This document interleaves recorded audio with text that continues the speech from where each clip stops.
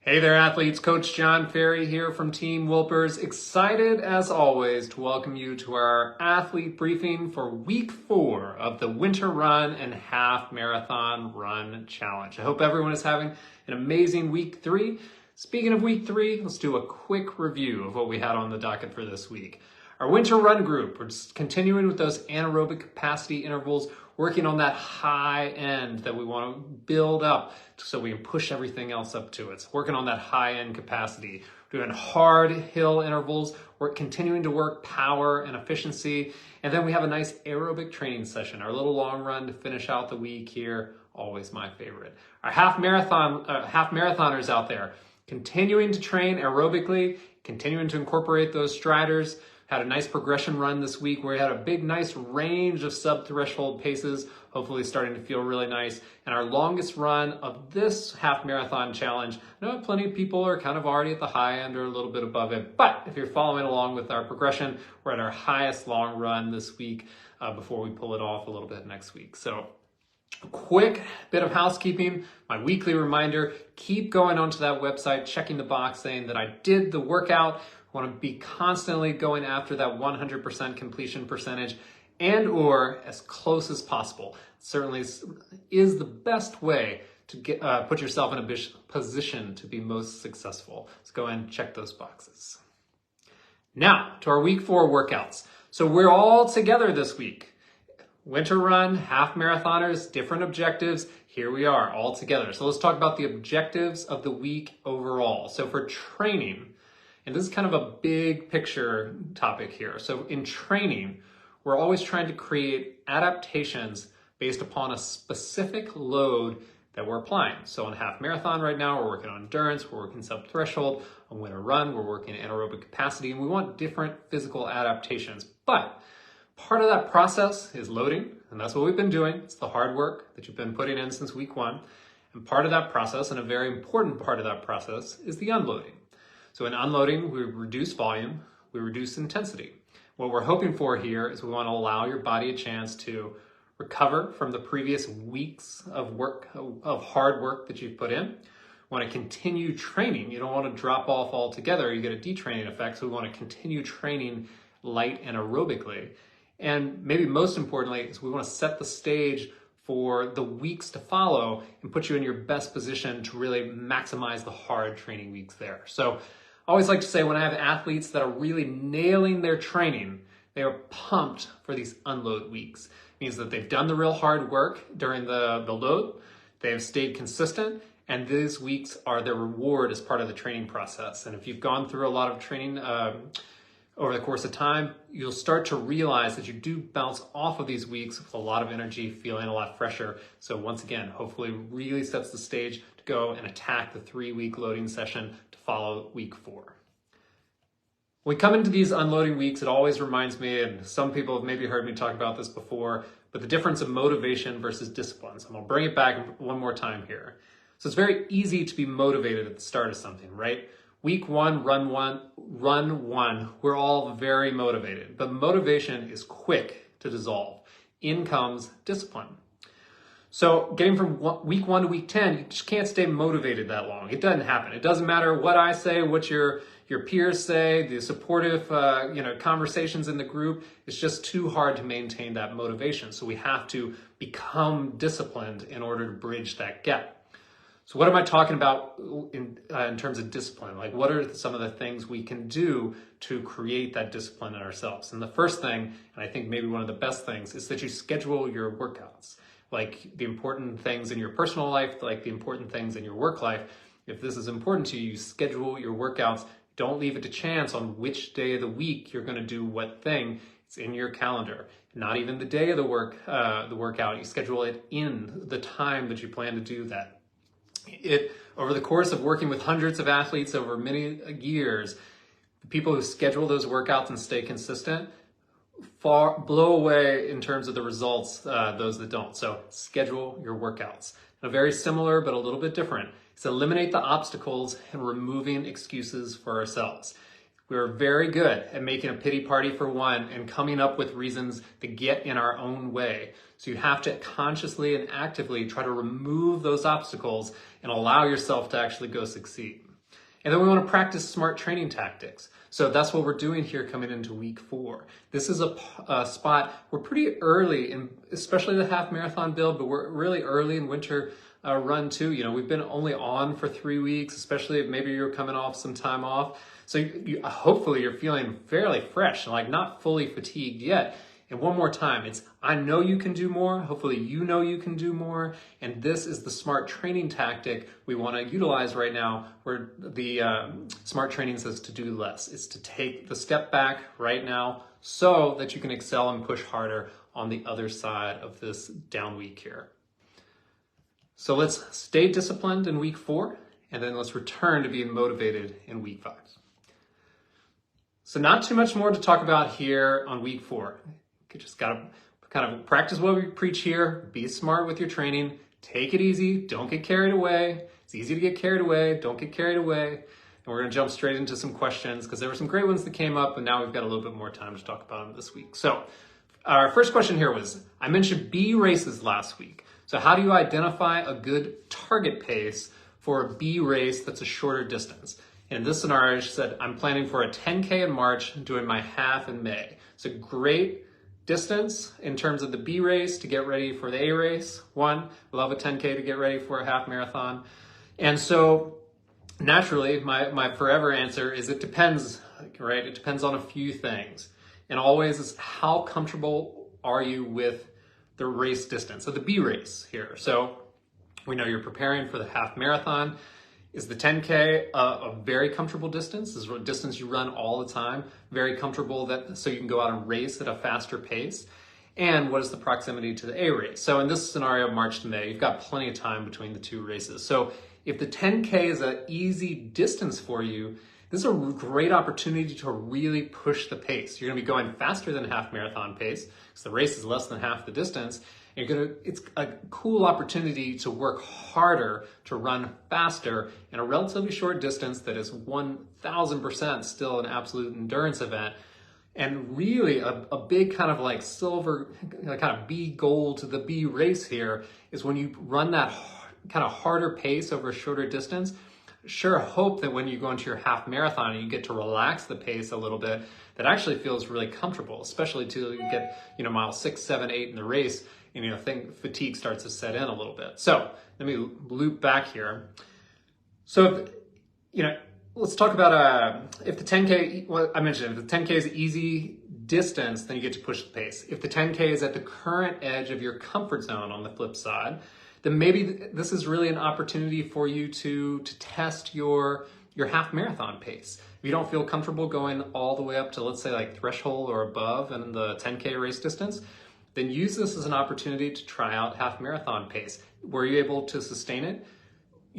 Did you think maybe you could have gone a little bit faster? It becomes a really excellent tester. If half marathon pace feels way too ambitious, because that's a very high percentage of threshold, maybe try marathon pace. That's a little bit lower percent of threshold, still kind of high in the general scale of kind of close to a race pace, endurance race pace there. And then once again, if the 10K distance in general is sort of your stepping stone to help train up to the distance, then go out and run it at easy pace. And, if accomplishing that 6.2 miles is kind of the challenge on its own right, then go out and run it at easy pace, have fun. There's a lot to be gained, as you kind of alluded to. We talked about it last week of running that B race in terms of getting comfortable with the race experience, figuring out what to eat, how to dress, how to navigate a starting line. Those are all things that are really helpful in B races that help make you feel more comfortable when your A race comes along.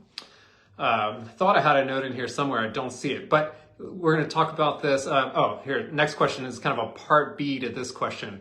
So this second question was, I have the Manhattan 10K, so another 10K, February 4th, is the, and then a half marathon, have the Manhattan 10K on February 4th. Is this a race to go at my 10K pace, half marathon pace, or easier? Thanks.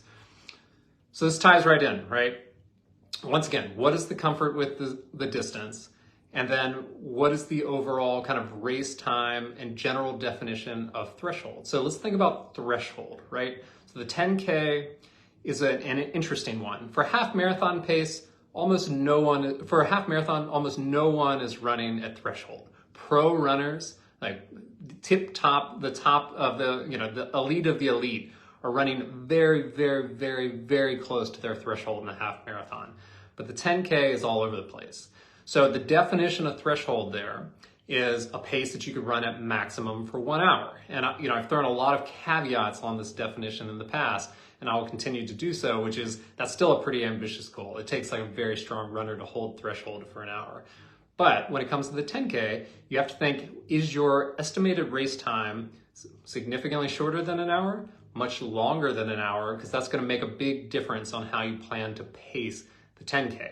Anything shorter than an hour is technically at threshold or above. One more time, if that feels way out of reach, you could use half marathon pace. If that feels way out of reach, you could use marathon pace. You start stepping it down a little bit at a time. But simply by definition, if you're kind of thinking about the 10K, half marathon pace is over twice the distance. So that's probably a little bit slow of what you would expect from a 10K race time. But it comes back to what's that comfort with the distance? What's the comfort of racing and holding a fast pace in general? Because it's not the worst thing in the world to kind of pull back a little bit and try to finish strong, especially if it's a B race and you're building up towards your A race. It sure feels good to kind of achieve that, finish the second half faster than the first half. So with that Manhattan 10K in particular, you're talking in Central Park, very hilly course and a very tricky time of year. Obviously, it's going to be unpredictable weather conditions, February in the city. So it would be very, I would kind of expect, if I was given a general pace guideline for that race with the hills of Central Park, my expectation is you're probably going to range over the course of the race all the way from marathon pace to threshold. And so if I were going to start it and do kind of a conservative plan negative split, I'd say maybe try to start towards that marathon to half marathon pace. See if you can accelerate as much as high as threshold if your estimated plan is less than an hour. If your estimated plan is more than an hour, then probably half marathon pace is ideal. If it's pushing an hour and a half, the marathon pace is most likely ideal. So you got to kind of keep stepping down there. So hopefully that helps and it's not more confusing than when we started here. But that 10K is a little bit tricky. It just depends on where you find your time in the, for the 10K, and if it's going to be a sub-threshold or above threshold race.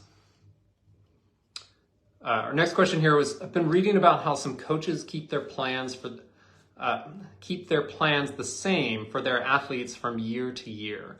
But each year the coach will slightly tweak sessions to keep things fresh and keep athletes on their toes.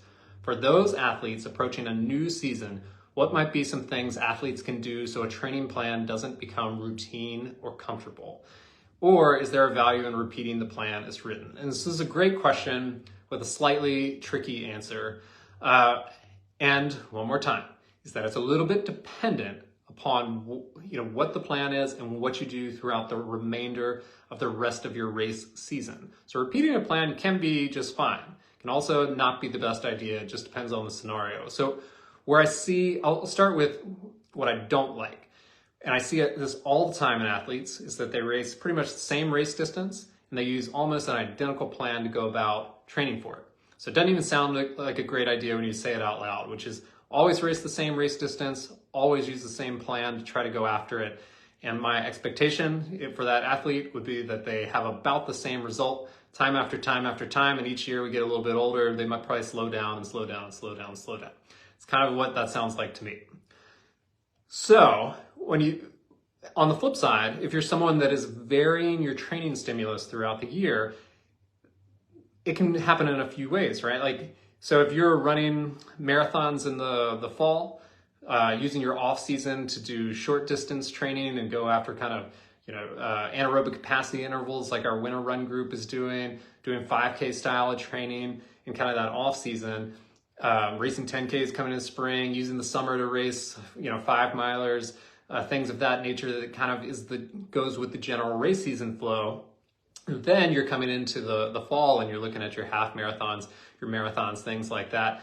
By the time you go through an entire periodized year like that of working different energy zones, etc., you've hit anaerobic capacity, you've hit VO2 max, you've done threshold work, you've done a ton of endurance building up for your key events, in which case it's not the worst thing in the world to kind of go back to the beginning, start with a identical or very similar, if not identical plan, and go through it again. You've had a ton of energy zone work, and by the time you kind of finish that zone 2, zone 3 cycle of endurance work, this is just an example, obviously, you're kind of primed to go back and do a very similar kind of anaerobic capacity or VO2 max build.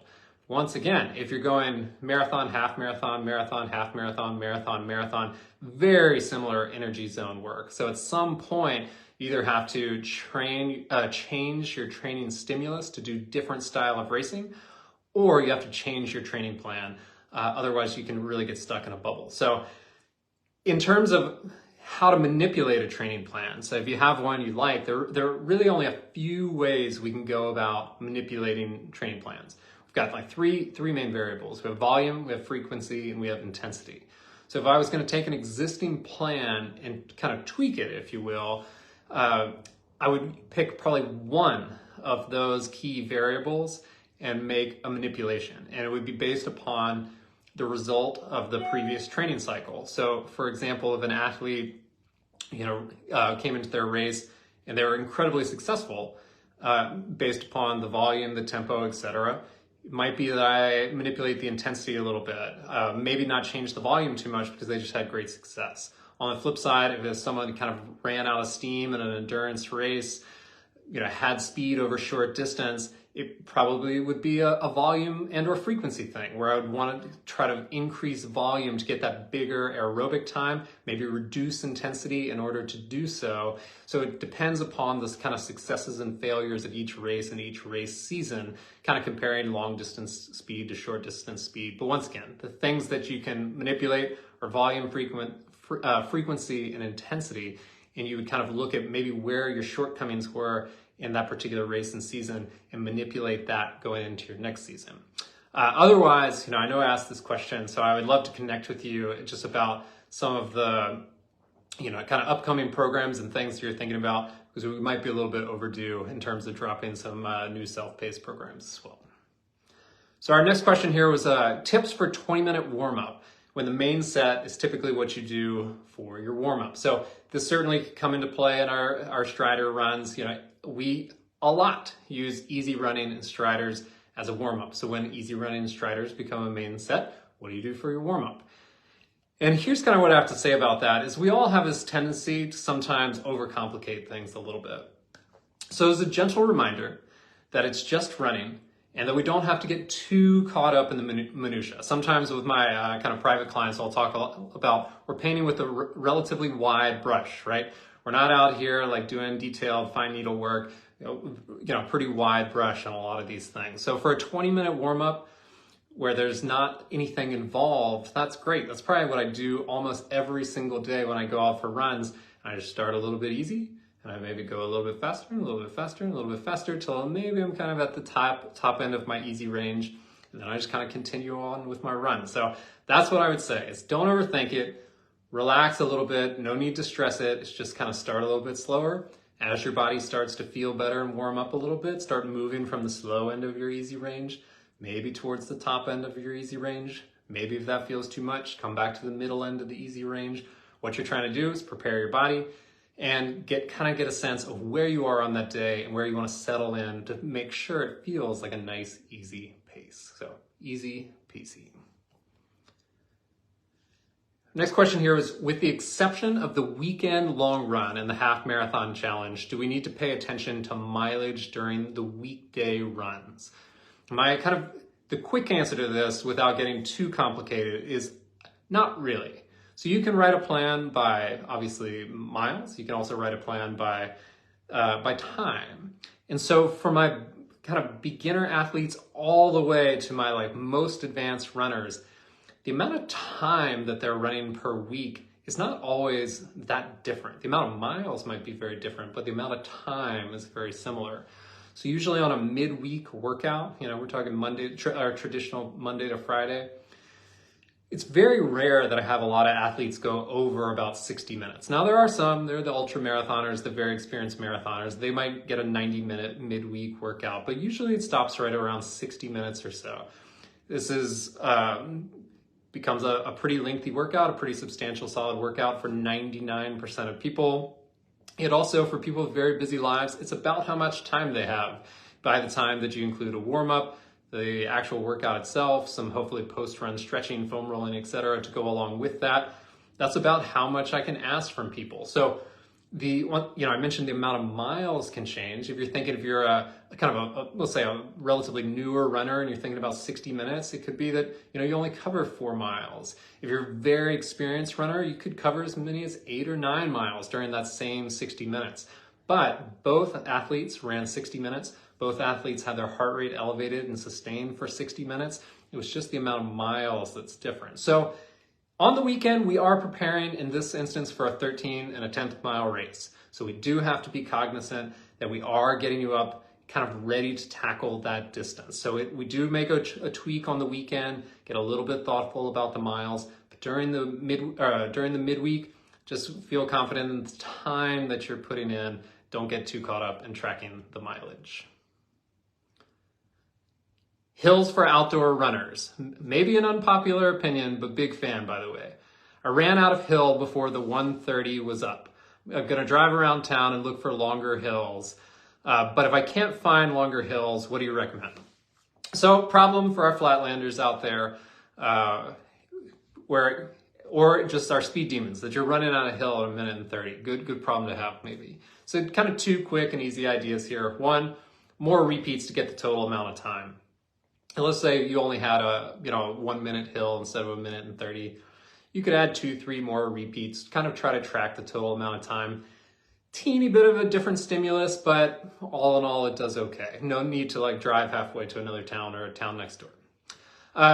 Second, if it's particularly short, we're talking about Florida. We'll go ahead in our plain states out there. Hear from Fargo all the time. No hills in Fargo. People literally use kind of on-ramps, parking garages, things of that nature. Just do the best you can with it. If you have very short inclines, sometimes just adding pace so it makes it a little bit more intensity. We were talking about training variabilities earlier being kind of intensity, frequency, and volume. So if we can't quite get the duration of that set in, adding a little bit of intensity with the shorter duration of the interval would probably be kind of step 2. So either add more repeats, add a little bit more speed, and then maybe add a little bit more speed and more repeats to make up for the fact that you don't have that total duration hill. Well, friends, that is all for our week 4 athlete briefing. Thanks as always for being here. Have an amazing finish to week 3 and certainly enjoy your unload here in week 4. See you back next week.